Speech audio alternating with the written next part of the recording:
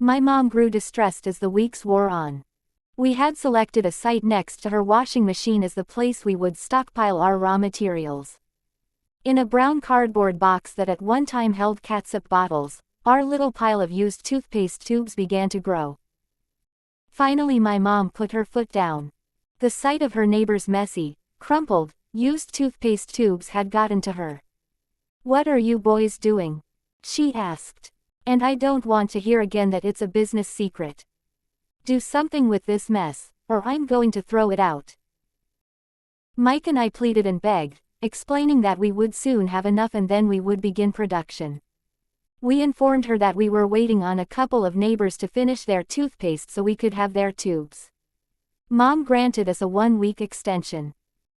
The date to begin production was moved up, and the pressure was on.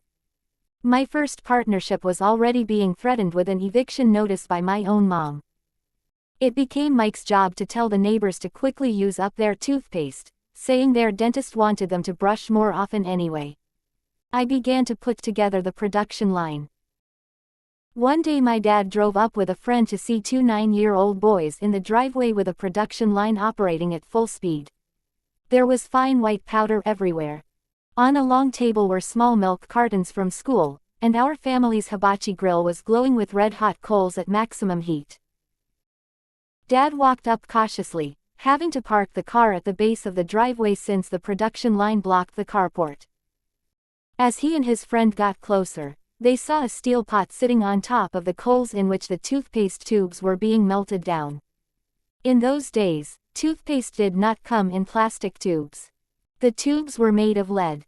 So once the paint was burned off, the tubes were dropped in the small steel pot. They melted until they became liquid, and with my mom's pot holders, we poured the lead through a small hole in the top of the milk cartons. The milk cartons were filled with plaster of Paris. White powder was everywhere. In my haste, I had knocked the bag over, and the entire area looked like it had been hit by a snowstorm. The milk cartons were the outer containers for plaster of Paris molds. My dad and his friend watched as we carefully poured the molten lead through a small hole in the top of the plaster of Paris cube. "Careful," my dad said. I nodded without looking up. Finally, once the pouring was through, I put the steel pot down and smiled at my dad. "What are you boys doing?" he asked with a cautious smile.